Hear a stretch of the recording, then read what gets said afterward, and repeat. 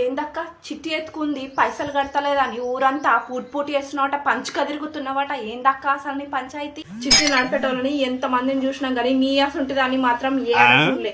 నా మొగుడు గొల్లిగానికి అప్పుడే చెప్పిన అద్దురా గొల్లిగా వాళ్ళ దగ్గర చిట్టేసుడు అన్న ఇంటాడా ఈడు చక్కగా లేక నాకు ఇదంతా. అందుకే అన్నారు సూర్యుడు ఒక్కడు మనోడైతే సుక్కలన్నీ కుక్కలే అని. అసలు చక్కగలిగింది నేనేం చేస్తా?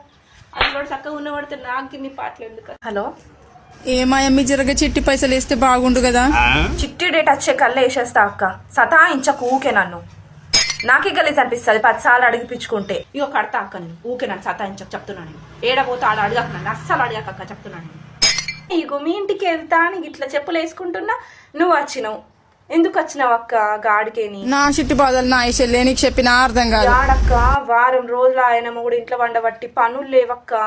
ఇగో నెలల రోజుకు 1000 రూపాయల కూలి. ఒక్క 5 రోజులు పోయినన్నా కానీ అల్కగా 5000 కట్టేస్తా. చిట్టి పైసలు గవ్వెంత అనుకున్నాక గిట్ల అవుతుందని నాకేమెరక చెప్పక్క. కట్టేస్తక్క. చిట్టీలు వేసేటోళ్ళు చిట్టీలు మొదలు పెడుతుర్రు అన్నప్పుడే 1 లక్ష రూపాయల దగ్గర పెట్టుకొని మొదలు పెట్టాలి. అప్పుడు ఏ బాధ ఉండదు.